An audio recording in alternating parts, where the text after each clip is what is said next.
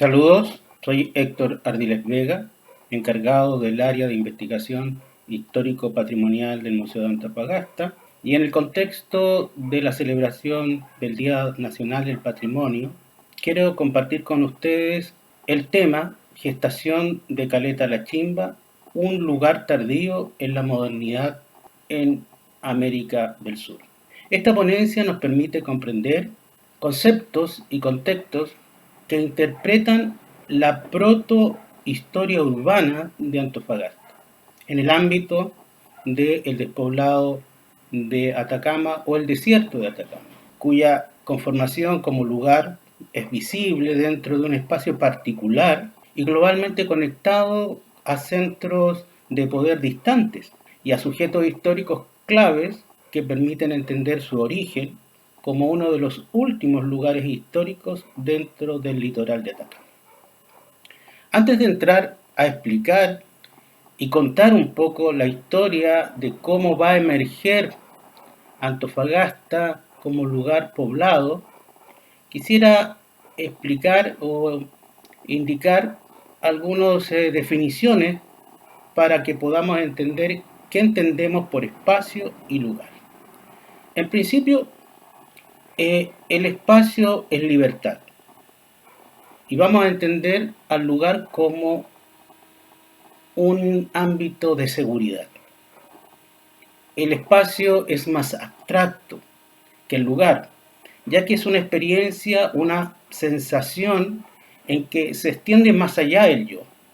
Y las distintas culturas que procesan el espacio de acuerdo con un conjunto de ideas propias de su entorno global, lo van asimilando desde una perspectiva de lontananza. Es un espacio extenso, es la amplitud.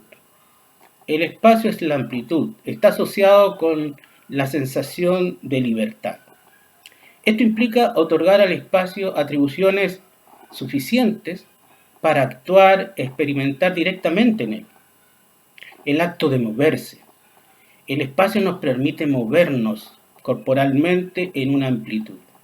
De tal manera que la inmensidad del espacio adquiere una presencia inquietante, ya que uno puede llegar a ser intensamente consciente de un lugar en la medida que puede mirar el espacio. La experiencia del espacio y su amplitud permiten que las personas se muevan libremente, como señalo, y por consiguiente, para los seres humanos, el espacio es una experiencia biológica, psicológica, social y espiritual. En fin, el espacio es una sensación experiencial, deriva del movimiento en el tiempo y las situaciones particulares que impulsan a los sentidos humanos a procesar lo que nos rodea. El ser social es precisamente tanto el social como el individual sienten la amplitud del espacio. El espacio, por lo tanto, como ya he ido indicando, en libertad nos permite la observación y se piensa más allá del horizonte, lo que hay más allá. Se extrapola una trayectoria distante, plena de sentidos, objetos y lugares. En cambio, como decíamos recién, el lugar o los lugares son centros de valor. Esencialmente es la pausa en el movimiento. En la medida en que nosotros transcurrimos o hacemos una trayectoria o caminamos por el espacio, nos detenemos en algún momento. Y al detenernos, ya allí vamos a dejar un hito y eso, en la medida que le vamos dando valor, se va a transformar en un lugar.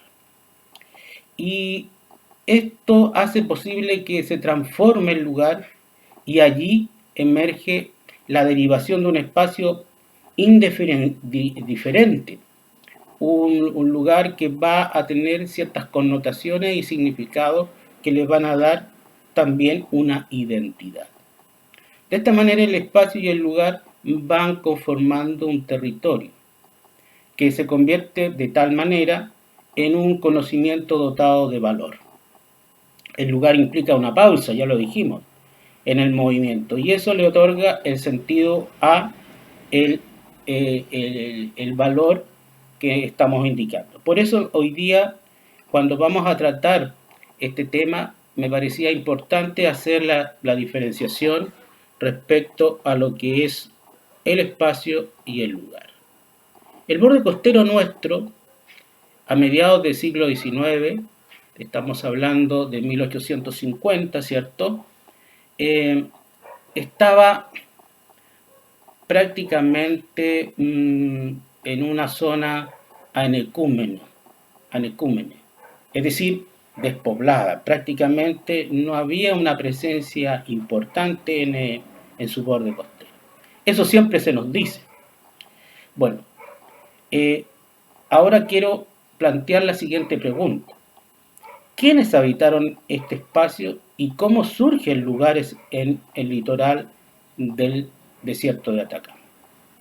El borde costero, conocido como desierto de Atacama o despoblado de Atacama, por varios miles de años estuvo poblado por una cultura de cazadores y recolectores especializados, adaptados al medio ambiente que los rodeaba. Los camanchacas. Los camanchacas, antepasados de los chinchorros y de los huros, construyeron balsas de lobo de cuero marino y domesticaron el litoral ubicado frente al anticiclón del Pacífico, cuyas condiciones climáticas son muy adversas, muy extremas. Es una zona arreica y árida. No obstante, dichas condiciones fueron capaces de dominar, domesticar esta planicie estrecha, abrupta y una cadena montañosa costera muy pedregosa y de pendientes muy elevadas. Ellos vivieron frente a un espacio amplio, largo en horizontalidad, un vasto mar y océano cuya latitud y longitud permitió avanzar en este espacio como lo estábamos señalando. Ellos conquistan el espacio, ellos se empoderan de esta amplitud, de este horizonte. ¿Y en qué forma? En una zona de prospección que les permite obtener recursos marinos, van a cazar guanacos y otras especies, obtienen madera de cactáceas y por esta misma razón ellos van a intercambiar estos recursos a través de las quebradas que existen en el litoral, en el borde del litoral del Océano Pacífico y la pendiente que da hacia la región. Hacia esos lugares interiores o más adentro, en los valles de la región, o más arriba en el altiplano, o detrás de esas elevadas cumbres, ellos también se van a transportar. Esta transhumancia de estos pueblos costeros, según los estudiosos que han trabajado e investigado esta cultura, será de forma latitudinal, oeste-este, y longitudinal de norte a sur, es decir, caravanas por tierra y también navegación por balsas de lobo a través del océano. A través de esta travesía aprenden a reconocer el espacio y mediante el conocimiento consciente de él van apropiándose de lugares que les permiten avanzar con seguridad en los espacios y en el tiempo. El reconocimiento del paisaje y su observación de fenómenos particulares de la naturaleza les permiten orientarse en la inmensidad del espacio monótono que para nosotros no podemos hacer distinción entre algún lugar hoy y poder distinguir las diferencias. Pero ellos tenían tan bien reconocidos estos espacios que podían distinguir y diferenciar perfectamente unos de otros. La rutina les permite elaborar estrategias de navegación, reconocer los mejores sectores de caza y pesca, registrar bolsones de surgencia de aguas que son ricas en recursos marinos y silvestres. En esta perspectiva, podemos experienciar en esta experiencia de vida, la distancia es tan variada como los modos prácticos para utilizar los sentidos y otorgarles significado. Por lo tanto, la vista, el olfato, los sonidos, por el cual amplían la conciencia espacial, hace que estos personas, estos individuos, este pueblo pueda ir construyendo, mapeando y reconociendo lugares. Estas áreas van a permitir que cuando ellos avanzan, se detienen en un caletón, se detienen en una ensenada, se detienen en algún sitio que le van a ir poco a poco otorgando valor y le van a ir otorgando un sentido de pertenencia. Y en ese sentido de pertenencia podemos ver que ellos van a ser los constructores o los creadores de lo que son las caletas. Caletas que posteriormente se van a transformar en villorrios, pueblos y ciudades. Es decir, a veces se nos olvida quienes de una otra manera dieron configuración, le dieron un sentido al espacio del borde costero de nuestra región, fueron precisamente los llamados gente de la niebla, gente de la Camanchaca. Por lo mismo, muchos de los lugares de la costa constituyen el hogar de sus antepasados, el lugar de ensueño donde reposan los espíritus tutelares, y se reproducen leyendas y mitos fijados de forma inmutable en la naturaleza. Rocas, ensenadas, como decía, acantilados, playas y colinas tienen registros, tienen signos, tienen la presencia de la cosmovisión y de la visión que nos dejaron y que ellos plasmaron en el territorio y en el espacio. Inclusive sonidos del viento, del mar, arrecifes, cavernas o cuevas costeras, aparentemente inalterables e inmutables, para ellos simbolizaban hitos, señales de orientación. Cuando la vista no puede en la navegación observar alguna presencia, un hito, es el sonido del mar, es el sonido del viento, es el sonido de alguna caverna en que ellos saben dónde van y dónde pueden estar llegando. Por lo tanto, tienen ese registro experiencial que da el contacto con la vida en el espacio. De esta manera, la presencia de los habitantes de la costa nortina será fundamental para entender el espacio actual en el cual habitamos. Hoy nos olvidamos hoy, ¿cierto?, que ellos fueron capaces de reconocer por miles de años un espacio plenamente domesticado y colonizando a través de microespacios, lugares primados o aptos para permanecer de manera estable en ellos.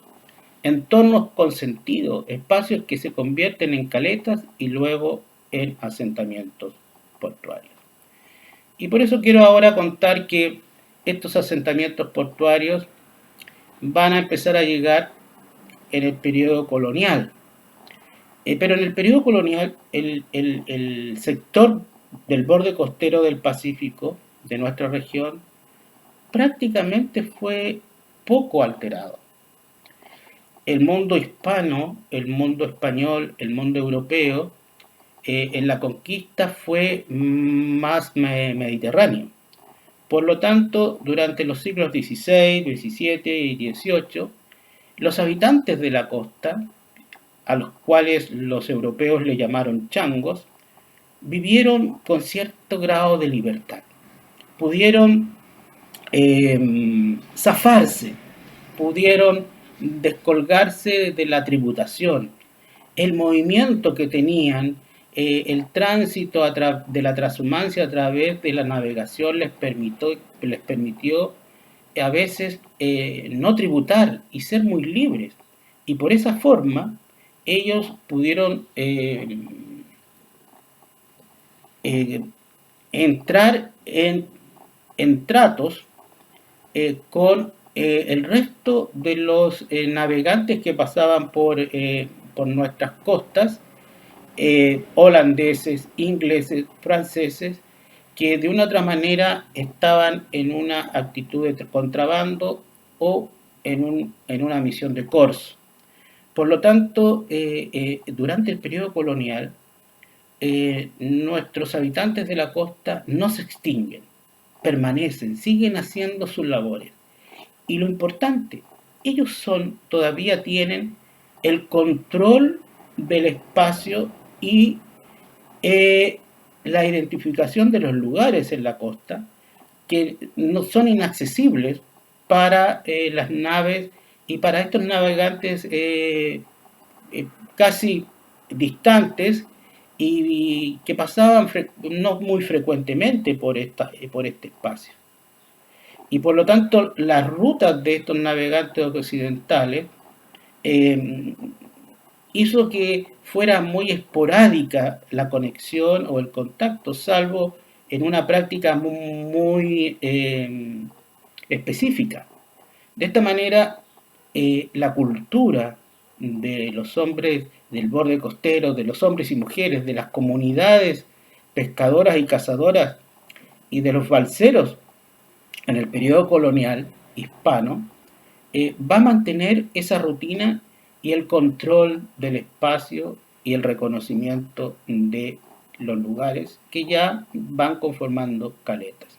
Efectivamente, tenemos que señalar que hacia la primera década de 1600 se instala una fortaleza, o más que una fortaleza, un enclave marítimo en Cobija, en Santa Magdalena de Cobija, por parte de los españoles. Pero eso prácticamente fue un poblado que también no tuvo un crecimiento, un desarrollo y fue prácticamente un lugar que cuando se iba al control del tributo prácticamente se despoblaba, porque rápidamente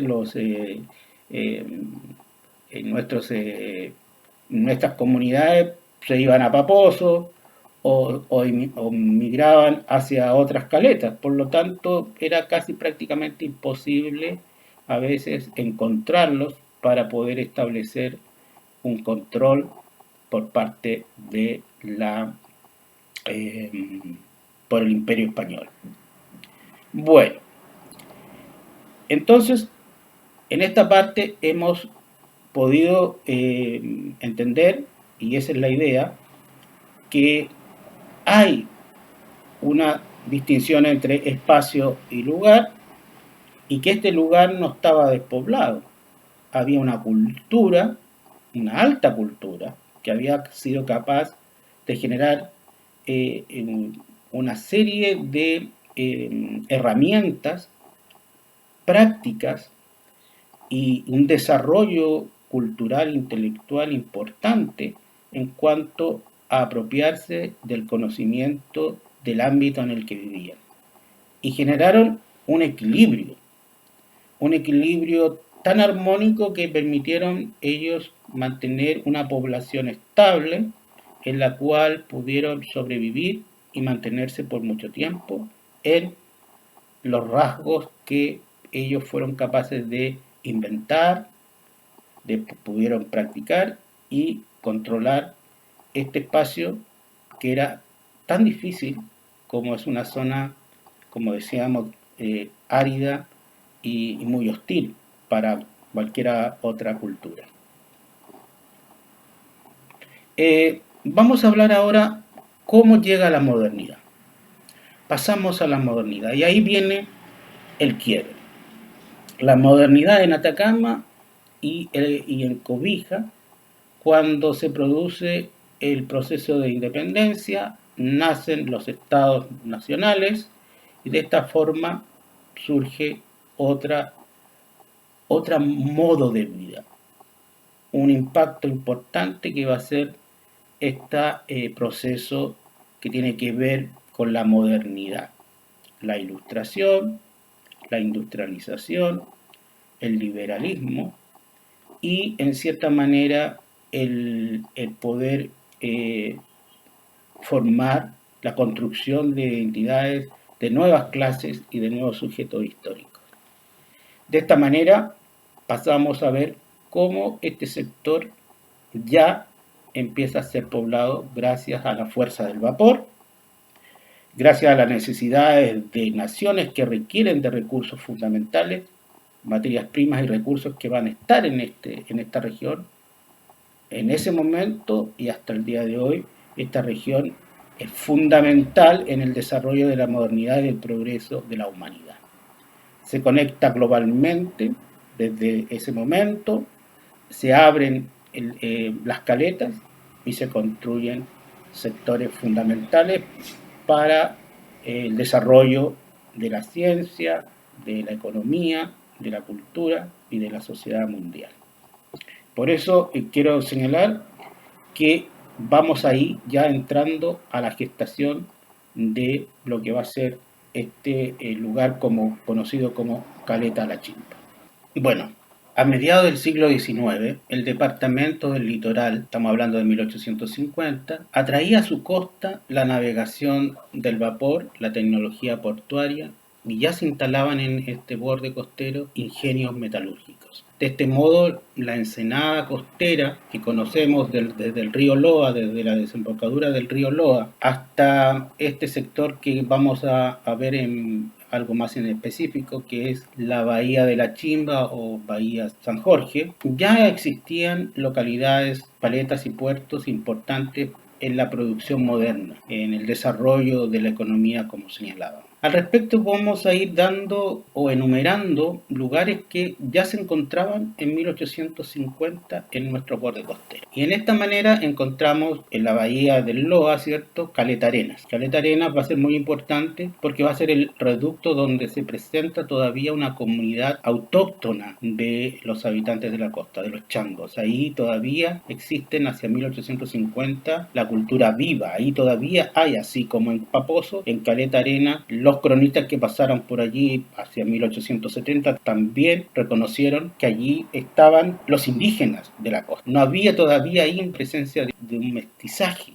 y si lo había era muy leve. Por lo tanto, ahí estaba la costumbre muy viva de esa cultura todavía en el siglo XIX en Caleta Arenas. Después vamos bajando hacia el sur, está Caleta Paquica, que ya estaba, era un puerto, había un muelle, ¿cierto? Había una actividad guanera, habían fondeado, ¿cierto? Vapores y buques, ¿cierto? Que venían a buscar y extraer, estaban dentro de la dinámica de la actividad guanera. Después está Caleta Duendes, que tiene que ver con toda esa bahía que genera un enclave del puerto de Tocopilla, Bahía Algodón, que es hoy día se le dice algodonales, ¿cierto? Entonces también está el puerto de Tocopilla, que ya hacia 1862 exportaba casi 5.000 toneladas de cobre, ¿cierto? Y habían fundiciones en su puerto, habían muelles y habían las compañías de vapores de la época, se asentaban, llegaban, ahí tenían presencia agencias navieras y era una población de 2.000 habitantes, es decir, ya el puerto de Tocopilla se había fundado hacia 1840, ¿cierto? En la década de 1840. Ahí está también la migración, ya había entrado con franceses, con europeos, población boliviana muy importante. Había presencia administrativa también.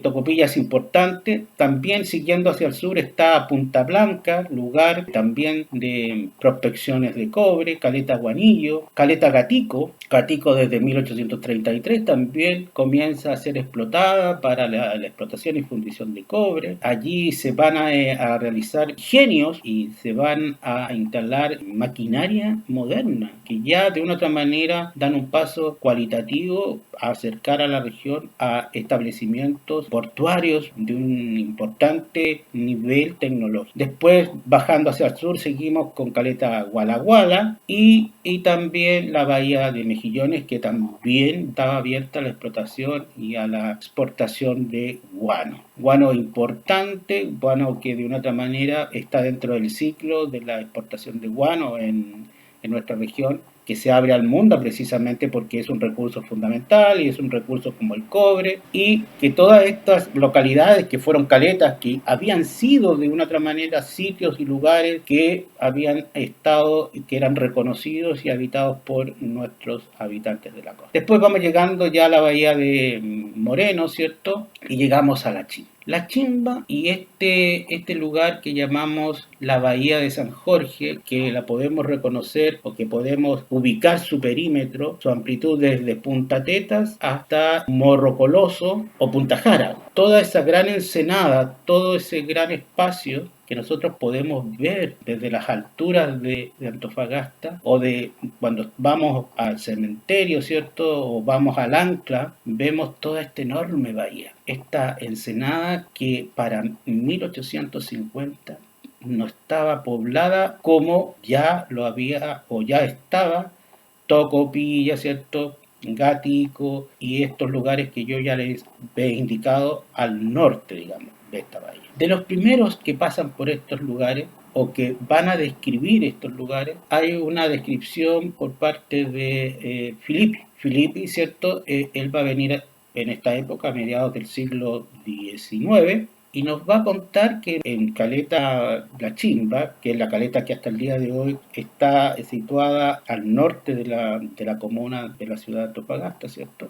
Había sido registrada por los mapas británicos en la expedición ¿cierto? Del Beagle en la primera década de 1830 como una península. Y él señala que efectivamente es incorrecto porque hay una isleta, hay una isla, y lo otro, ahí está la Isla Blanca, ¿cierto? De la Isla Guano, Guanay, ¿cierto? Y la Chimba propiamente tal. Y ahí él cuando viene se instala, ¿cierto? Hace una prospección, hace unas descripciones bien interesantes y él señala que en todo ese sector hay presencia de la cultura de los denominados changos. Y también hay herramientas y algunos trabajos de prospección de guano blanco, ¿cierto? El guano superficial. Y que en todo ese sector están los signos, están visibles los objetos de esta cultura, pero que no hay más allá más vida. Él dice, aquí falta recursos de agua, aquí falta una serie de cosas, ve también el recurso de la sal que había ahí. Él hace un reconocimiento muy interesante respecto a este lugar. Y entonces Filippi en 1853 destaca cómo este sector todavía está despoblado, que es un lugar muy hostil, pero no obstante hay presencia de nuestros antiguos habitantes, de nuestros ancestros del borde costero. Pero y aquí voy a entrar precisamente para ir entrando en lo que corresponde también contar cómo se va a gestar y quiénes van a gestar, y esa es la pregunta, quiénes van a gestar este desarrollo en el surgimiento en este lugar que todavía la modernidad no llegaba, que era esta bahía de San Jorge. Bermúdez dice y afirma en su extensa y fundamental bibliografía que nos dejó sobre el Norte Grande y sobre los pueblos de la costa, que a mediados del siglo XIX no estaba habitado este sector. Él nos señala que todo este perímetro de la costa comprendido entre la península de Mejillones y el paralelo 24, que es el paralelo más o menos para indicar un lugar paposo, era una gran parte de territorio que no estaba habitado y que por lo tanto no se le sacaba provecho todavía a este sector. Pero ¿quiénes van a darle sentido y le van a dar una particularidad de lugar? El espacio estaba. El espacio estaba y existía y tenía sentido, ya lo hemos dicho,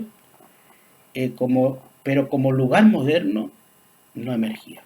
¿Y qué le va a dar ese sentido? Precisamente dos personajes, Juan López y José Osa. Ambos personajes tienen el mérito y las características que se necesitaban para poder poblar este inhóspito espacio. Dos figuras que en sí mismo simbolizan la continuidad y la modernidad, el mito y la realidad. Ambos, sin duda alguna, representan el perfil histórico-cultural de la tradición nortina nacional. Cuando hablo nortina nacional, hablo de el norte del Chile tradicional, de la República de Chile que llegaba a Copiapó, ¿cierto? El norte que hoy día llamamos norte chico. Ambos son de ese sector.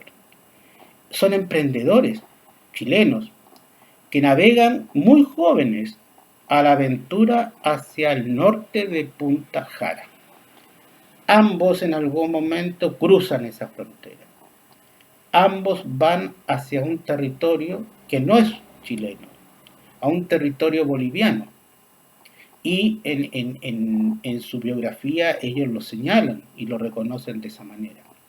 Pero lo interesante que los estudiosos que han investigado sus vidas, han realizado biografías, señalan que desde muy niños ellos se vincularon con la cultura de los camanchacas.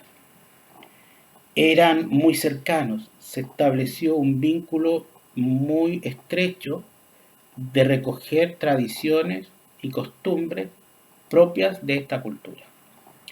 En este sentido, tanto López como Osa son oriundos de la región copiapina y conviven su historia con los cateadores de la zona que también recogen esa historia, recogen esa tradición de los cateadores, ¿cierto? De los pirquineros, de la minería atacameña.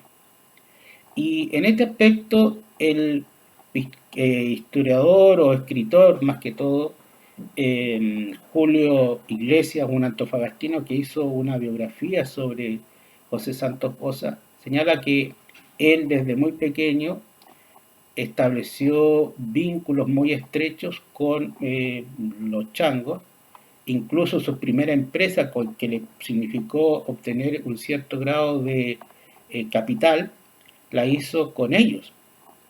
Y ellos también le enseñaron no solo a nadar, a bucear, a poder tener la práctica del control de lo que son las fuerzas de la navegación.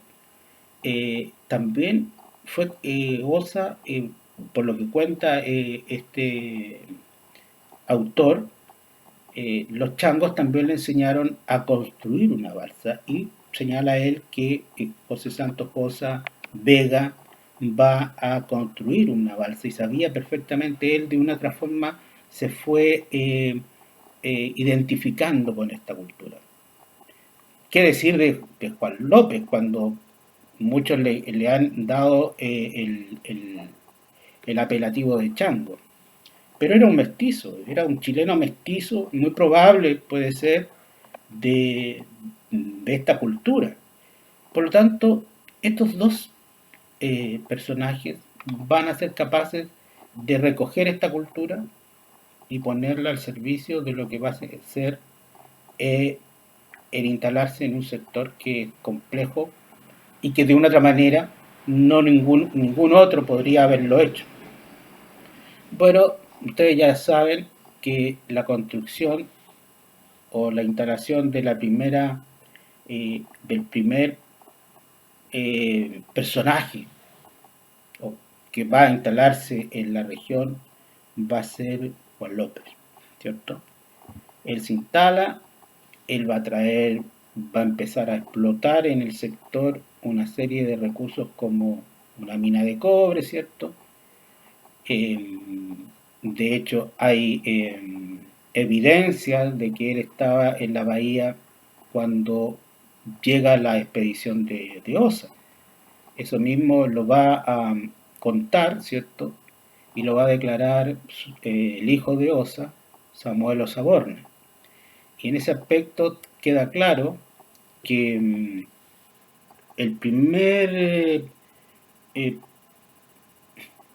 migrante que empieza a construir, a alterar un espacio para hacerlo vivible, va a ser Juan López.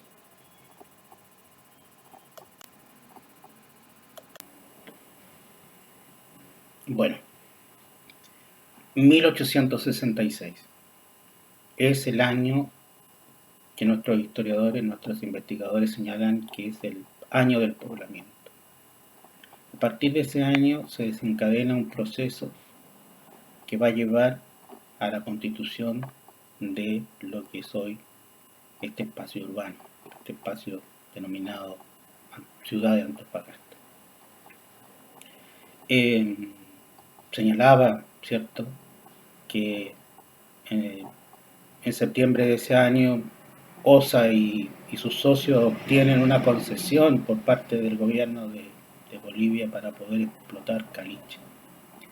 Y que ese mismo año, cuando llega OSA, encuentra a Juan López en la bahía y recibe de él las prestaciones de servicio para salvar su expedición, para aprovisionamiento, para proveerlo de víveres, de agua fundamentalmente, ¿cierto? Estos dos personajes yo los llamo los circunstanciales. Circunstancialmente van a estar permanentemente en todo este periodo en contacto. Hemos encontrado incluso evidencias que algunos dicen que fueron cercanos, fueron, no sé si amigos, pero sí contemporáneos, obviamente, que se prestaron servicio, se hicieron zancadillas uno a otro. Incluso así lo reconoce Juan López en su memorial, cómo fue perjudicado por las circunstancias políticas internacionales cuando lo privan a él, a Torres y Garday, ¿cierto?, de su empresa de guano, ¿cierto?, en Bahía Mejillones. Entonces estos circunstanciales van a estar en este periodo muy imbricados, muy unidos. Van a ser los sujetos que les van a dar un sentido especial y la formación y la gestación de lo que es hoy día Antofagasta, ¿cierto? De esta forma ellos van a hacer que este espacio ancestral vaya poco a poco convirtiéndose en un lugar industrial, conectado y vinculado con Europa, con Chile y América, abierto al libre comercio y bajo los preceptos de la economía del capital, los acuerdos internacionales y el liberalismo decimonónico. Ellos van a ser de una otra manera los que nos van a dominar o darle una categoría nueva a un espacio primado por la cultura nativa, ¿cierto?, de la costa, y que ellos van a ir transformando poco a poco. Y esta transformación tiene que ver con la industria de la explotación del salitre en Salar del Carmen, en una explotación de cobre por parte de Juan López en una mina que explotaba y para la cual hace un primer camino de acercamiento desde la mina, ¿cierto?, hasta el lugar donde estaba su rancho, su lugar de desembarque, donde ya es los primeros asentamientos de su hogar, de su cancha para guardar, ¿cierto?, las provisiones. También hace un estanque, un depósito para guardar agua. Por lo tanto, también ya hay trabajadores a cargo de él que están explotando cobre, que están en una faena minera, en explotación dentro de este sector, como decíamos, que todavía estaba ahí no explotado por la modernidad, no había sido tocado. Y trae a su familia y allá y se va formando el lugar seguro, el lugar económico, el lugar habitado, lo que estábamos diciendo. El espacio se va transformando poco a poco en un lugar. Pero estos hombres siguen, estos circunstanciales siguen teniendo eh, eh, estas características que quiero compartir con ustedes. Juan López y José Osa, ambos en sus experiencias de vida contenían la tradición nativa. Estaban inmersos en el contexto histórico del norte chico. Reivindicaban tras el descubrimiento de Juan Godoy de Chañarcillo en 1832, ellos reivindican o de una u otra manera son representantes de toda esa generación de hombres y de jóvenes que ven la riqueza, la prosperidad y el desarrollo, ven en la modernidad de lo que fue Copiapó. Copiapó y Coquimbo, ¿cierto? La conformación de nuevos sujetos históricos, mineros, clases medias, que interpretan el progreso y la libertad como un elemento fundamental. La esperanza de una nueva generación de nortinos chilenos, nacidos en una región distante y distinta al centro del país, muy distinta, que entran en coalición, digamos, en pugna, van a chocar en este sentido con revueltas, revoluciones, ¿cierto? Aquí, en este norte chico, emerge un sentido de pertenencia, de libertad y de progreso muy importante que se va a reconocer porque van a ser estos sujetos los que van a cruzar el límite, un límite, una frontera todavía no construida, invisible.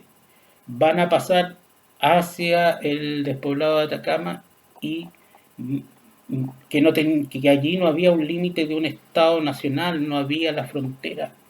Esta frontera invisible ellos cruzan y van a poder poblar y van a generar enclaves y lugares importantes para el desarrollo de lo que significó el segundo medio siglo del 19 y van a conquistar, ¿cierto?, estos lugares.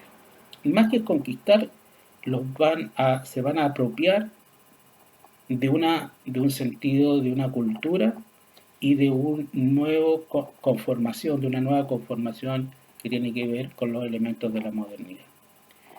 En esta época entonces podemos señalar que en este contexto tanto López como Osa personifican cabalmente un proceso de transformación que experimenta el norte chileno y particularmente el espacio de la Chimba hacia 1866. El asentamiento de Juan López en Peña Blanca con su rancho, depósitos de agua, desembarcadero, conformación de la incipiente trama de la existencia de un lugar más o menos abrigado, apreciado y visible y útil para quienes empiezan a navegar por ese sector y se empiezan a acercar con perspectivas de porvenir y sobre todo cuando señalábamos un lugar que se va a transformar con su familia en un hogar, en un asentamiento permanente, en un asentamiento que de una otra manera va a dar el origen y va a gestar lo que posteriormente va a ser el plano y la fundación de una entidad urbana. Y para ir culminando esta exposición, los avatares de ambos van a ser distintos también. Recordemos que Juan López va a tener altos y bajos como es el emprendimiento en todo sentido, momentos de prosperidad, momentos de quiebra, ¿cierto? Y va a perder gran parte de lo que era el sector donde se había instalado con su implementación, su emprendimiento económico para la producción de cobre, como la habilitación de abastecimiento de agua, que está claro que hay documentos que también lo señalan, que prestó servicios de agua a José Santos Josa. Entonces, todo eso permite que en algún momento, cuando se producen los cambios por parte de la empresa que habían formado OSA, Puelma y de Lamas, eh, tienen otros tratos con el gobierno de Bolivia y permiten ampliar un territorio para habilitar ya la compañía en el sector donde estaba Juan López y se le expropia este sector.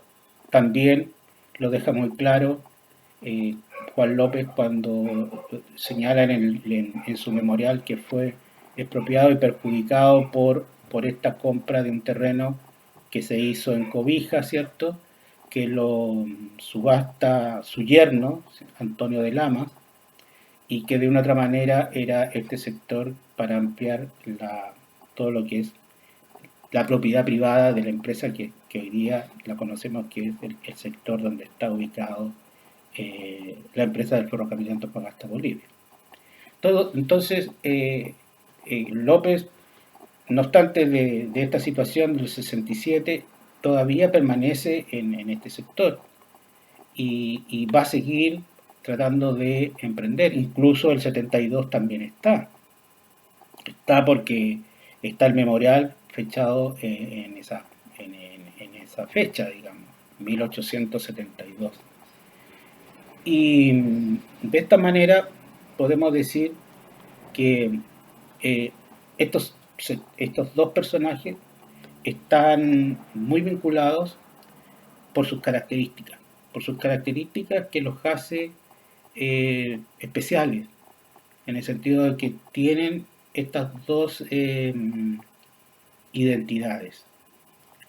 Y ambos constituyen la ancestralidad, digamos, el pasado de la cultura de la costa y los rasgos de la modernidad de lo que significó esta, este perfil, este nuevo prototipo de sujeto histórico que surge en el norte chico, ¿cierto?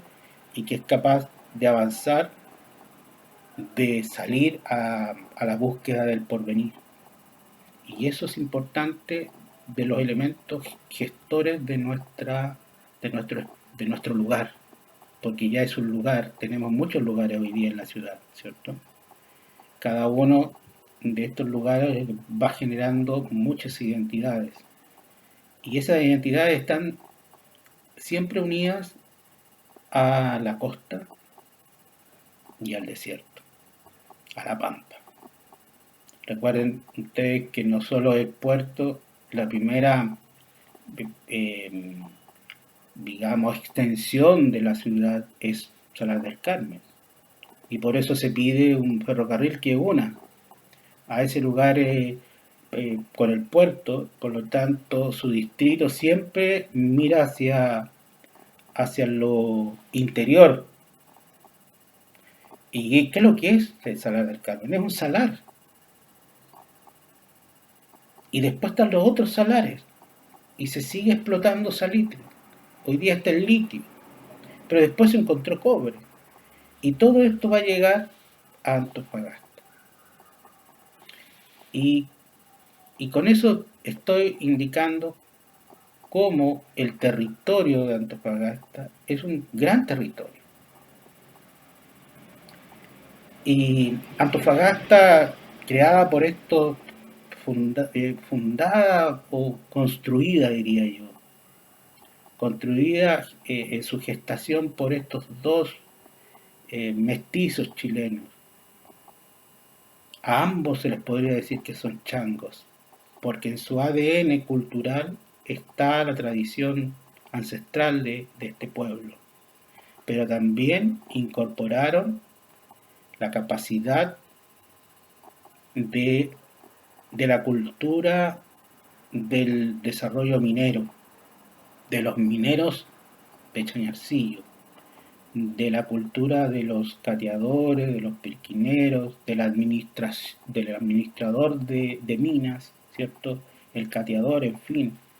Y esa tradición entre ellos son capaces de representar muy bien y van a entregar ese aporte a este espacio, que a partir de entonces, con la llegada de ellos, se transforma en un lugar